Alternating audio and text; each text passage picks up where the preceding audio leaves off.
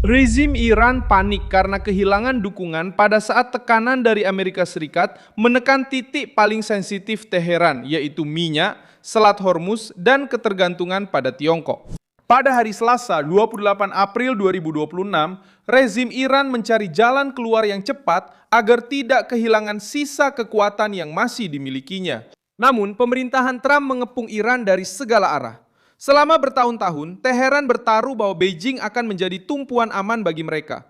Rezim tersebut menjual gagasan kepada rakyatnya sendiri bahwa Tiongkok akan menjadi masa depan, pembeli utama, dan perisai terhadap sanksi. Sebelum perang, menurut informasi yang beredar di berita internasional, 97% ekspor minyak Iran dikirim ke Tiongkok. Kapal-kapal paralel, kilang tersembunyi, bank-bank yang terkena sanksi, dan jalur keuangan alternatif telah dibentuk dengan satu tujuan: minyak akan tetap keluar dan uang akan tetap masuk. Namun taruhan ini mulai berbalik melawan rezim itu sendiri. Tiongkok membeli minyak Iran, tetapi tidak hanya bergantung pada Iran. Beijing membutuhkan Selat Hormuz tetap terbuka untuk menjaga aliran energi dari berbagai negara Teluk seperti Arab Saudi, Qatar, Kuwait, dan Bahrain. Karena itu, Xi Jinping menegaskan bahwa jalur pelayaran melalui Hormuz harus dijaga, dengan menyatakan bahwa hal itu sesuai dengan kepentingan kawasan dan komunitas internasional. Bagi Teheran, ini merupakan peringatan keras. Tiongkok menginginkan stabilitas, bukan krisis permanen yang diciptakan oleh para ayatollah. Disitulah isolasi terlihat jelas. Saya akan segera menceritakan semuanya kepada Anda. Tapi sekarang, Anda pasti ingin berlangganan saluran ini agar tetap mendapatkan informasi terbaru. Informasi secara real time, dengan kualitas jurnalistik terbaik yang pernah ada, dengan standar kredibilitas ala Milson Alves. Iran mencoba menggunakan Selat Hormuz sebagai alat tawar untuk menekan dunia, tetapi akhirnya juga menekan para pembelinya sendiri.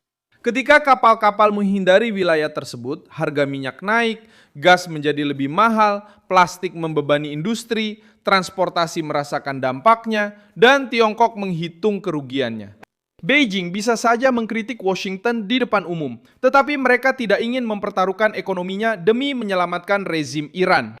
Tekanan itu sudah sampai ke ekonomi Tiongkok. Laporan terbaru menunjukkan bahwa penjualan mobil menurun, pabrik-pabrik mengurangi produksi, dan pabrik mainan tutup di tengah kenaikan biaya yang terkait dengan energi dan plastik. Pada bulan April, data yang dirilis menunjukkan penurunan 26% dalam penjualan mobil selama 19 hari pertama bulan itu, dan produksi kendaraan turun 27% dalam 2 minggu pertama. Data seperti ini mengubah perhitungan politik Beijing karena menunjukkan bahwa krisis di Hormuz sudah tidak lagi jauh. Bagi Teheran, sinyalnya sangat serius. Ketika tekanannya mulai dirasakan industri Tiongkok, kesabaran Beijing pun berkurang. Iran sudah tidak bisa lagi menjual krisis ini sebagai kemenangan strategis. Jika Selat Hormuz menjadi tidak stabil, kapal-kapal mengurangi aktivitasnya, dan harga energi naik, rezim tersebut mulai dipandang sebagai masalah, bahkan oleh mereka yang sebelumnya mendapat untung dengan membeli minyak Iran dengan harga diskon. Pada saat yang sama, Amerika Serikat menekan bagian paling rentan dari Republik Islam. Washington terus memberikan tekanan terhadap kapal-kapal yang terkait dengan Iran. Gedung Putih telah menganalisis proposal baru dari Iran dalam pertemuan dengan para penasihat keamanan nasional. Namun, mereka menegaskan bahwa tuntutan utama tidak berubah. Proposal tersebut menunjukkan seberapa besar tekanan yang diberikan. Menurut Axios, Teheran telah memberikan tawaran kepada Amerika Serikat untuk membuka kembali Selat Hormuz dan mengakhiri perang, namun mencoba menunda negosiasi nuklir ke kemudian hari. Rencana tersebut kabarnya telah dikirimkan melalui mediator asal Pakistan dari pembicaraan di Islamabad. Namun, tawaran ini memiliki masalah yang jelas bagi Washington. Jika Amerika Serikat mencabut blokade sekarang dan mengakhiri perang tanpa kesepakatan nuklir, Teheran akan kembali mendapat ruang bernapas secara ekonomi dan tetap memegang kartu paling berbahayanya untuk dinegosiasikan nanti.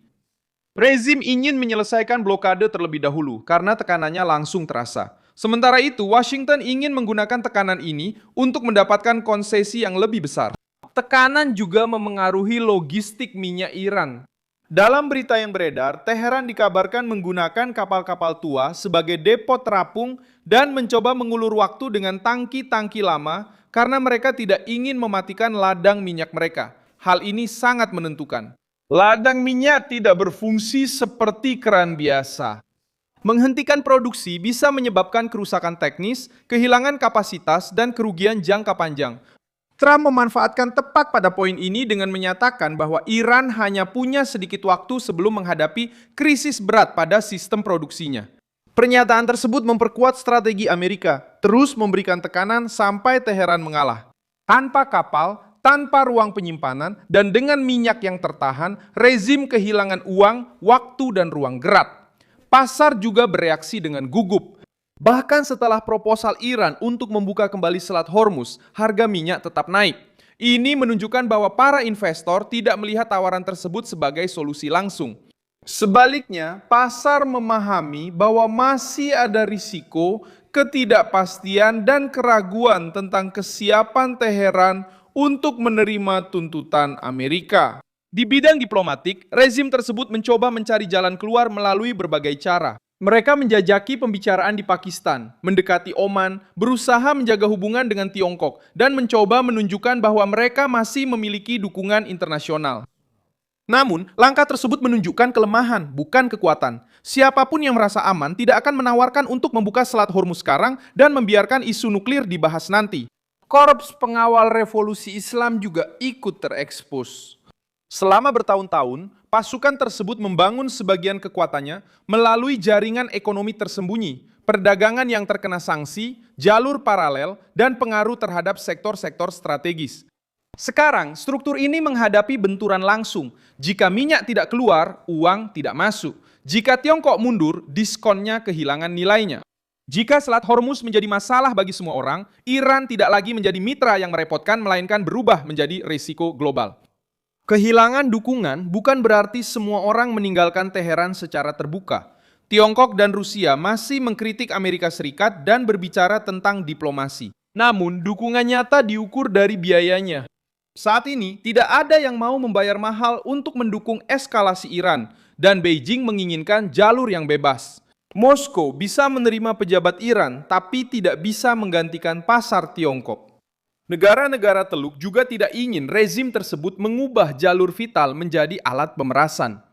Bagi Amerika Serikat, saat ini adalah momen keuntungan strategis. Washington tidak perlu menerima proposal yang terburu-buru jika itu hanya memberikan napas bagi rezim tanpa menyelesaikan masalah nuklir. Gedung Putih tahu bahwa Teheran ingin memisahkan kedua hal tersebut. Pertama, melonggarkan blokade. Setelah itu, baru bicara soal uranium. Tapi justru itulah risikonya. Jika blokade dicabut sebelum ada konsesi yang kuat, rezim akan mendapatkan waktu untuk menata ulang ekonominya dan kembali ke meja perundingan dengan tekanan yang lebih sedikit. Kepanikan Teheran muncul dari kombinasi ini. Tiongkok menginginkan stabilitas, pasar menginginkan keamanan. Amerika Serikat tetap memberikan tekanan. Minyak Iran menghadapi hambatan. Dan diplomasi rezim tampak lebih seperti upaya bertahan hidup daripada menunjukkan kekuatan. Iran mencoba menunjukkan bahwa mereka bisa mengguncang dunia dengan menutup Selat Hormuz, tetapi akhirnya justru memperlihatkan ketergantungan mereka sendiri. Dan Trump menemukan cara tepat untuk membuat sang penyihir merasakan sihirnya sendiri. Jangan lupa like video ini, subscribe channelnya, dan di akhir nanti cek komentar supaya kamu bisa lebih terlibat dengan komunitas Milson Alves News.